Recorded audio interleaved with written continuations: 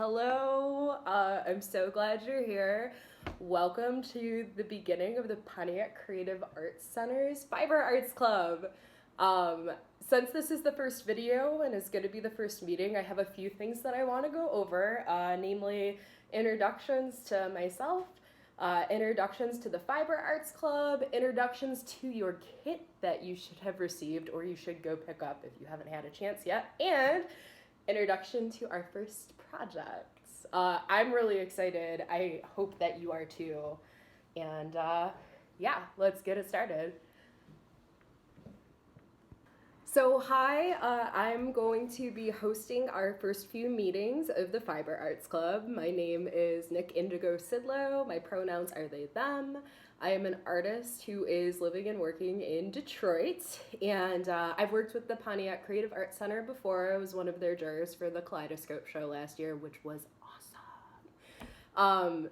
I work in a ton of different mediums, mostly fibers, but like you will find my work existing anywhere in between and in all of it at the same time, like weaving, dyeing, embroidery, painting, tufting, poetry, printmaking, assemblage. I could go on and on, but I really love to find the ways that those things mix together and like what they can become. So you're gonna find that my approaches to things here are gonna be very mixed media, very kind of like do what you will, because that's how I like to work.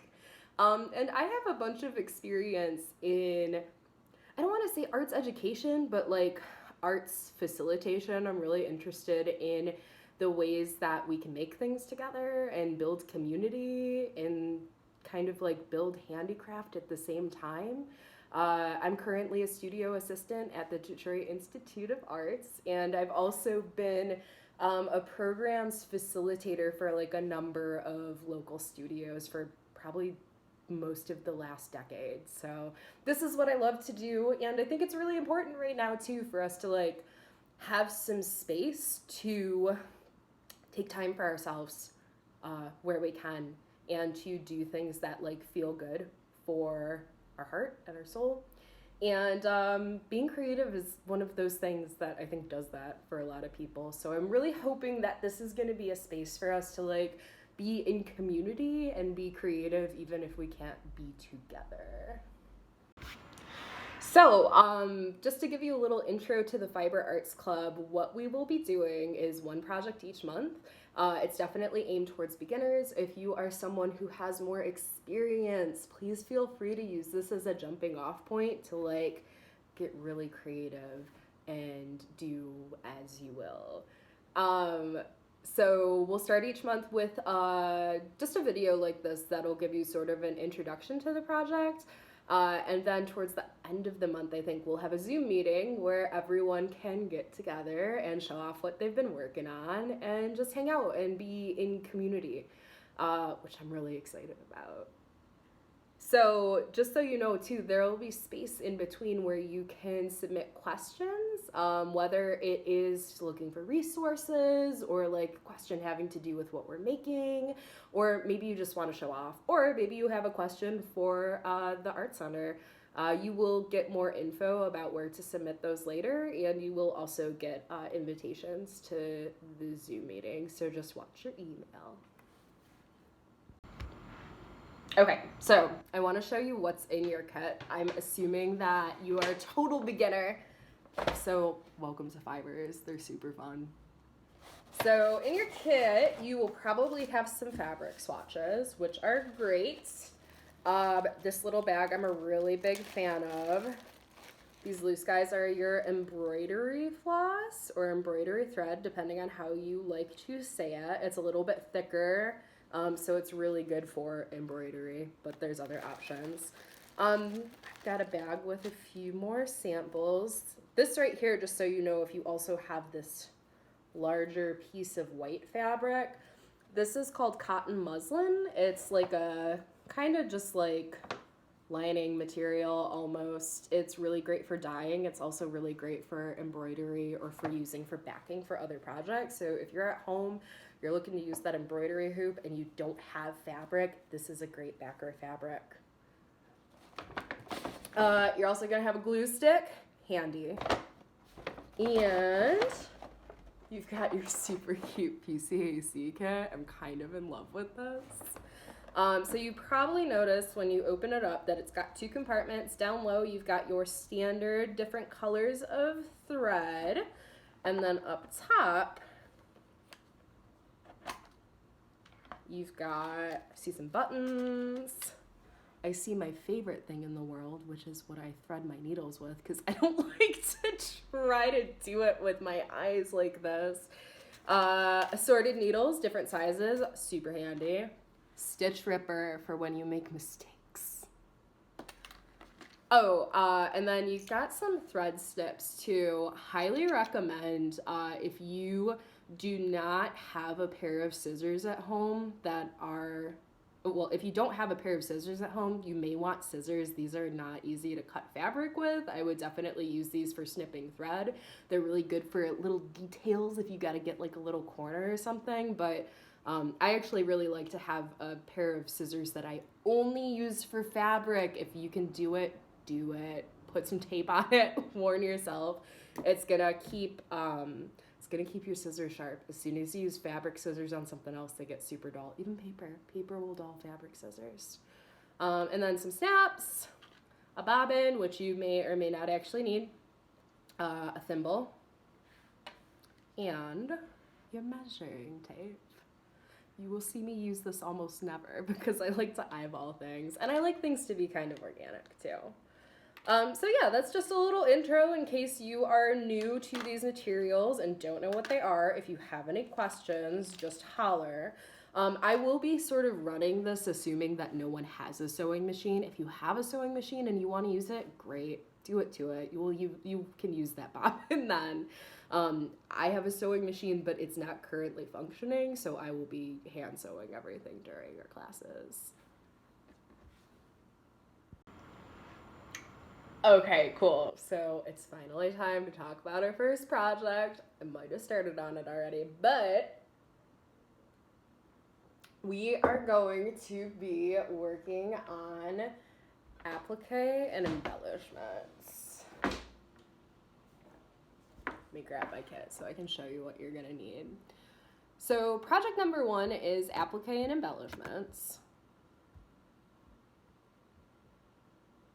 Sorry, technical difficulties.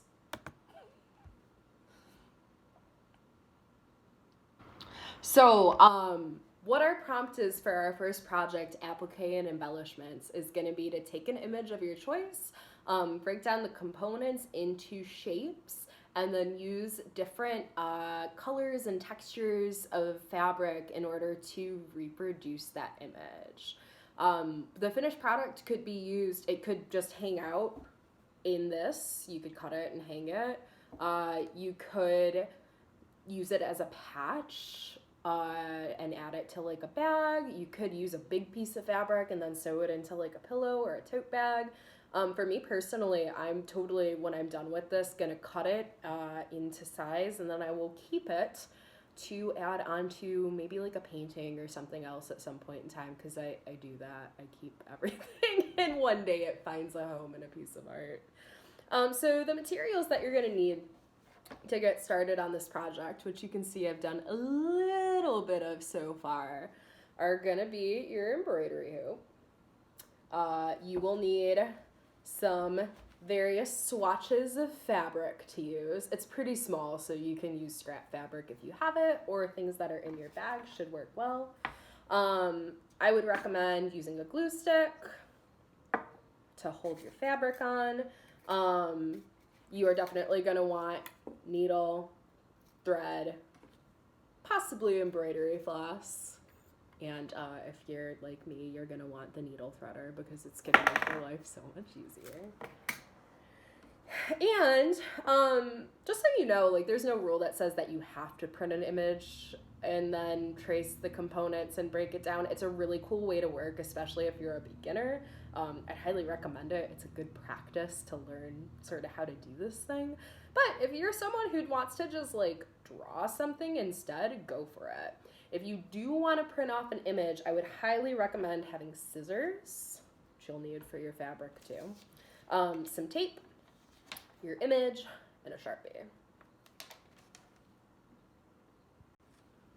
Okay, so what you're going to want to do to get started is to use your embroidery hoop. It will be empty when you start. And get your image. I know that my printer paper is 8.5 by 11, and this hoop is probably like 7 to 8 inches. So I just printed my image so that it was in landscape mode, and so it's kind of around the size of this already. And the first thing I did was just took my hoop and kind of put it over the image and moved it around until I found where I wanted my image to live in here. And then I just laid it down. And you can use a pencil, or if you're careful, you can use a Sharpie, and just did my circle around it. And then that way I can see where my shapes are gonna live in my hoop as I work. And you can kind of see what I did after that. I outlined like my big shapes on here that I'm gonna cut out, so that I can see where my lines will be, and it'll make it easy to cut out my image. After that, you will wanna get what I'm gonna call your backer fabric in your hoop. You're gonna wanna definitely cut this to be bigger than your hoop. It can be as big as you want it to be, especially if you're gonna sew it into like a pillow or a tote bag or something. But definitely you want a couple inches extra on each side. Now, if you've never used an embroidery hoop before, the way that you open this is that you hold the nut on one side, and then you're gonna turn it lefty-loosey to loosen it up a little bit, and that middle piece will pop out. I like to make my life easy. I take that middle piece or that inside piece and I lay it down, lay my fabric over it where I feel like it wants to live, and then I put that outside piece back over it. Now, when you first do that, it's going to be a little bit loose, which is okay. What I like to do is just tighten it up a little bit, so I'm starting to get some tension. And then I'm going to just sort of tug at the fabric a little bit to tighten it up in there. You don't need it to be super tight, but you don't want it loose either. Like, it should bounce. If you were to tap it, it should bounce back at you for sure. You can put it as tight as you want. You can always retighten it by, just sort of pulling on it some more. You may have to do that as you work anyways.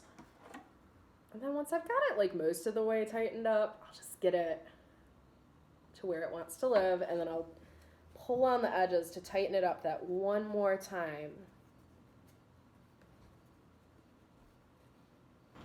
It's kind of like when you're building something, you don't always necessarily screw the screws in all of the way. You kind of do them a little bit all the way around, and then you tighten it, and then you screw them in the rest of the way. I like to use that same approach here. Okay, cool. So you can see I started on this already. Just to give you an idea of how this started, the first thing I did was thought about, okay, what shape lives in the background, and it was the mountains. Now, things are allowed to overlap when you do something like this, so you definitely don't need to cut out just this little bit of mountain and cut out a piece of fabric that size. What I did is I did the rose color on here first, and I cut out this whole mountain shape. I used a little bit of glue on the inside of the fabric. I stuck it to the top, and then I flipped this and I rubbed the backing of it in order to get that fabric to sort of stay in place. When you use the glue for the fabric, it's washable. If you ever wash this, the glue washes right out, but you don't have to do a super heavy layer. You're just adding a little bit so that it'll stick until you sew it down. Okay, so you can see I've got another little mountain range on here too. When I did that, I just sort of cut out this smaller little range down low. And when I say cut out, I mean actually cut out of the piece of paper, which I'll show you in a second, and then laid it over a piece of fabric, traced it, and then cut that out. And then I glued that on top, and you can see, if I hold it up closer, maybe you can see it. I just sort of stitched around both of these at the same time. I got the edges, I got the bottom of the frame. It's knotted in the back. And it looks kind of simple right now, but I'm okay with that because I'm going to add embellishment later. So I'm making my life easier by just sort of doing bigger, plainer shapes and then leaving the detail to come in the actual embellishment. So, if you need a little bit of like an actual working sample, I will show you a little bit of an example. I think for the cactus, I'm gonna cut out this big spine in the middle and this back piece that's getting blocked by this front one out of the same piece of fabric. And I think I'm gonna do different pieces of fabric for these little ones in the front. I just think it's gonna help them to look a little bit different, so that's what I'm going for. In order to do that, I'm gonna cut out my pattern or my template or whatever you want to call it.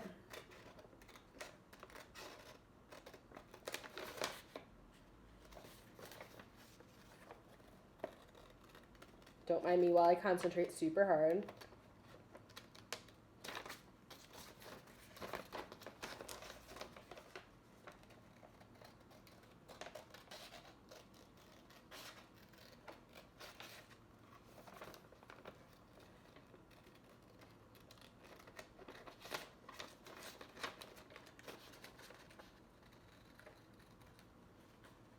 And like I said, I'm gonna cut out these other 3 front pieces later, so I'm just sort of gonna like cut through it for right now. And cut around the edge of my stencil. Now I have part of a cactus as a template. You can see where it's cut out in here. So that's the shape that I'm gonna use next. Okay, so basically what I have here is that template. I cut out the next shape that I'm gonna do. I've decided that I want to do these couple front little cactus spires in lighter colors, and I want to do the center and this back one in darker color. So I just cut this out, and I have my template here, which I will just tape it back into later when I'm done with it. I'm totally just gonna grab my piece of fabric that I want to use, lay it on top of the fabric, trace around it with Sharpie, and then cut it out along the inside of the Sharpie so I'm not seeing the Sharpie on my finished product. Some people really like to like flip this around, use it backwards, and then trace it on the back of the fabric because it's neater. I find that I kind of just like to cut on the inside of the Sharpie anyways so that it doesn't make my shape any bigger than it was in the original project, but like to each their own. Whatever works best for you is what you should go for.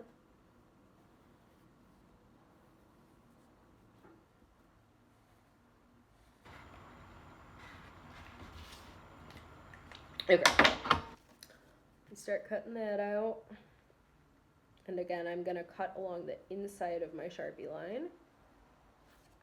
Oh, P.S. if you want to see it first, if that's of interest to you, there's my basic shape.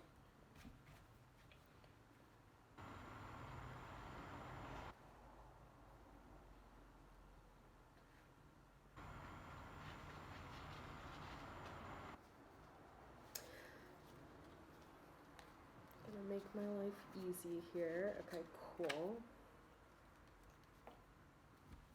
I actually like that I picked a fabric that has a spiky edge. That would have been cute for a cactus, but I don't want it. It's too light. It's too big. I'm okay with that.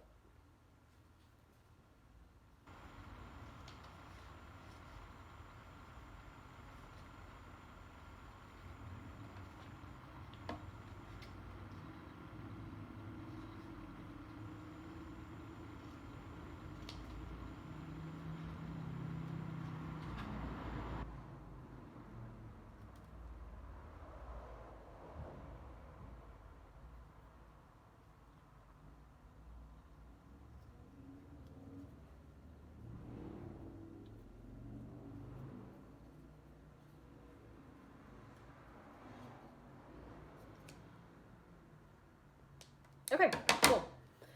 After that, I am going to add a little glue to the back of this and add it to my piece where it fits right. If you can't figure this out by just like eyeballing it, or if you have a really intricate design, you can totally use your template as a guide. Just like line this up so that you can feel the edge of the circle and then use that as a guideline for where to apply your thing. But I'm just gonna add a little bit of glue. And I will tell you, when I say a little bit of glue, really I'm not trying to get it all the way to the edge. I'm not trying to be glue excessive, because then you'll have to sew through the glue, especially if it's wet. So you'll see I just kind of like get a little bit on there. I'm gonna get this where it fits right, which I think is right about here. And then I don't like to press it down from the front. I much prefer to just sort of get it where I want it to be. And then flip it and then apply my pressure from the back. That way it doesn't stretch out my fabric in the hoop and I don't have to re-stretch it.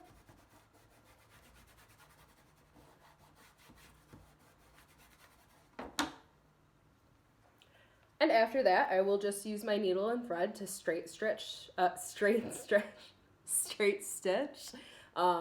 and out of the fabric all the way around the edge. You'll notice this is like looking kind of simple right now, but that's because embellishment. So I want to talk a little bit about this. I think this is probably enough to get you going, even if you're new. Okay, so let's talk a little bit about embellishment, because this is the part I like so much.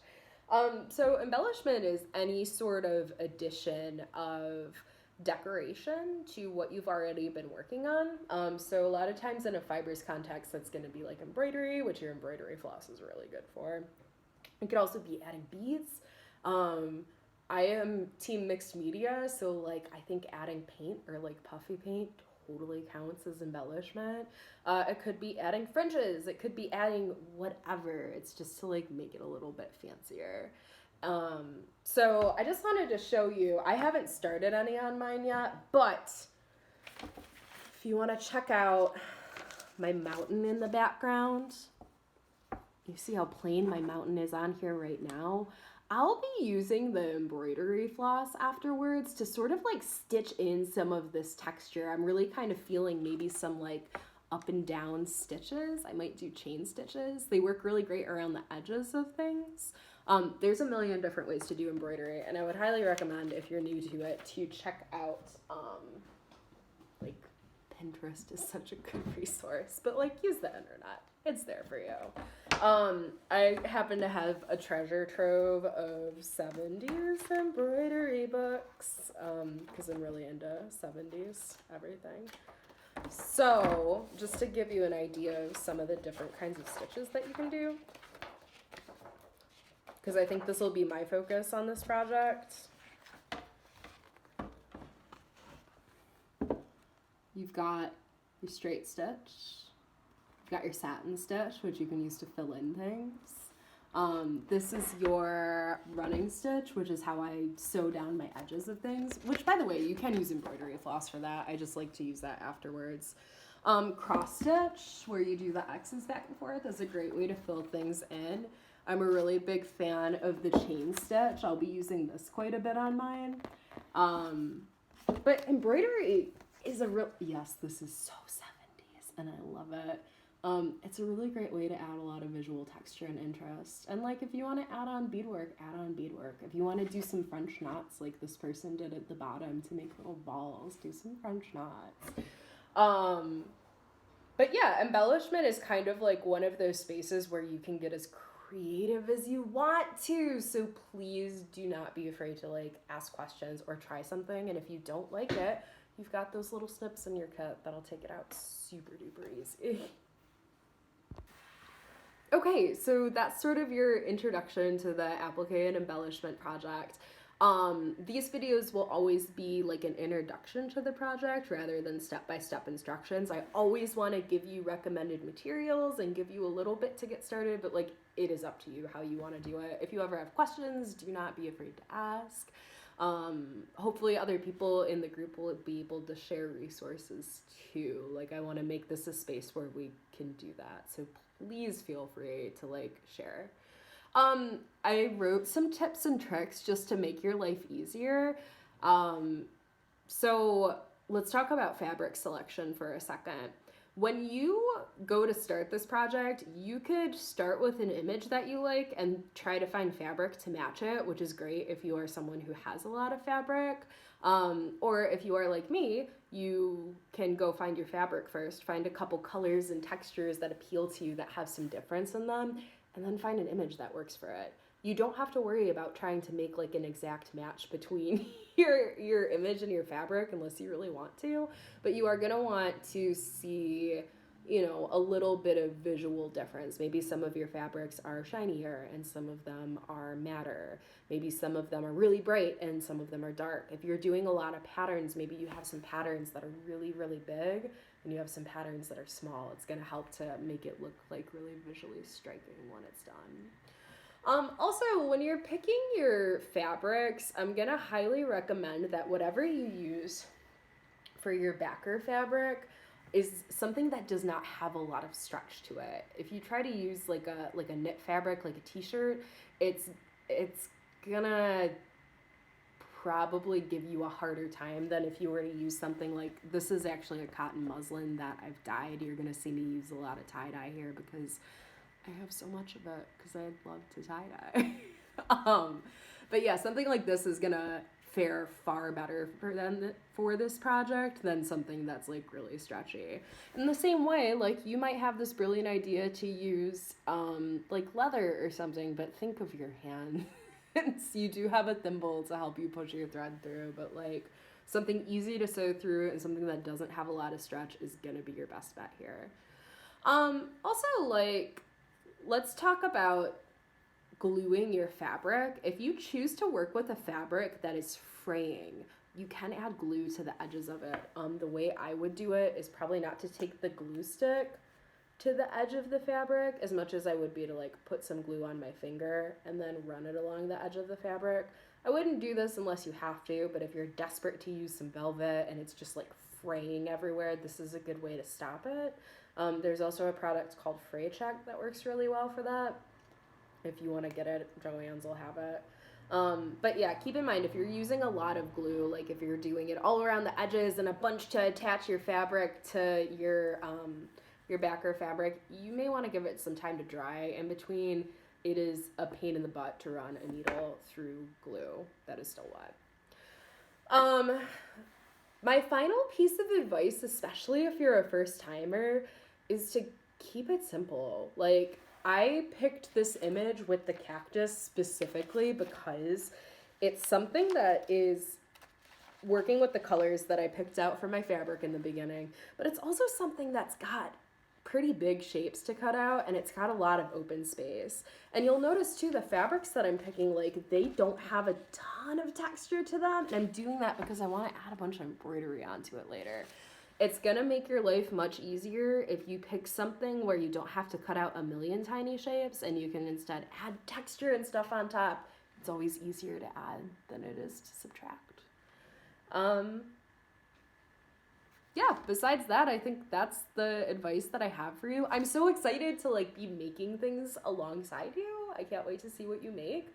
And I really look forward to meeting everyone and spending some time geeking out about our applique and embellishment projects.